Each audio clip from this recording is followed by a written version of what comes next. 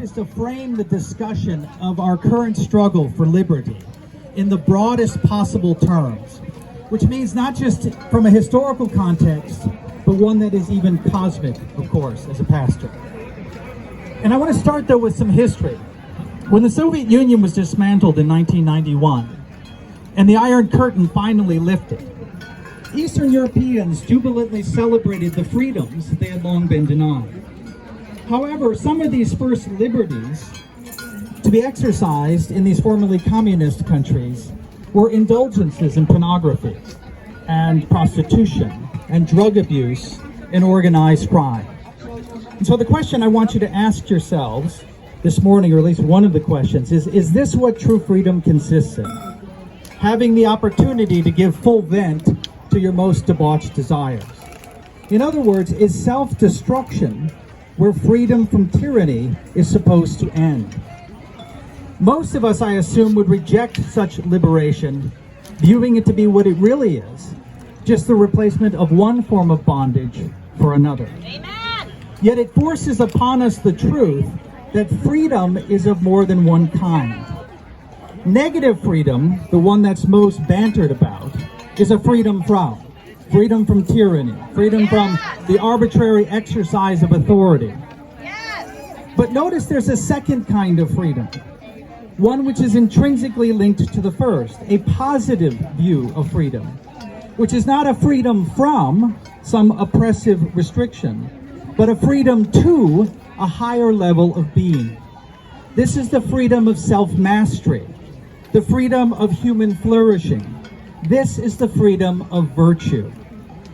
And at the heart of genuine liberty, then, there exists a paradox. And I think it's one that many people confuse. That true freedom is not merely the casting off of restraints, but conformity to them. A dialectical truth that's alluded to by the Apostle James when he refers to God's moral law as the law of liberty. Now, what does that mean? It means it's a law that, when obeyed, sets one free. Amen. And according to our founding fathers, by the way, securing the first kind of liberty, the release from restrictions, without regard to the second, the one concerning virtue, inevitably returns one to despotism.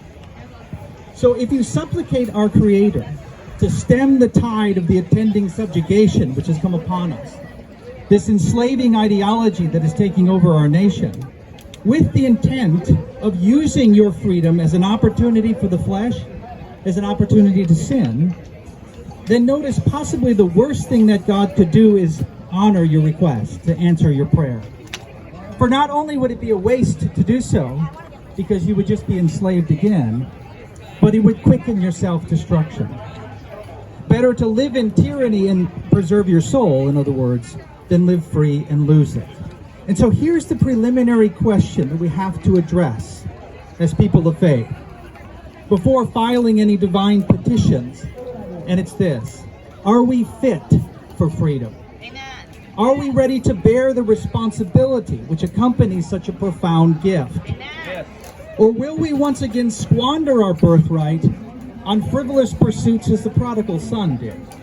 As many that are doing right now on this day of solemn remembrance, no doubt. So how does one then prove oneself a worthy steward of government? Because that's what we have to be. Well, we couldn't do much better than to follow in the footsteps of the signers of the Declaration of Independence. To purchase our freedom, as John Adams has said, at the expense of their ease, their estates, their pleasure, and their blood. So the measure of your esteem for liberty, then, is your willingness to sacrifice for it. Amen. So what are you willing to risk in your stand for tyranny? Is the question.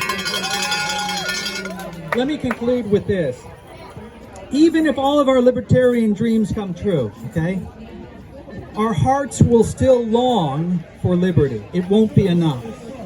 It will long for that day when the entire creation will be released from its corruption, emancipated by the proclamation of our King's return, and the vanquishing of the ultimate despot, the one we are all under, whether you're in America or not, and that is death. Until that day comes, though, Let us earnestly desire the greater gifts, pursuing liberty in all of its forms. May God bless you, and may God bless the United States of America.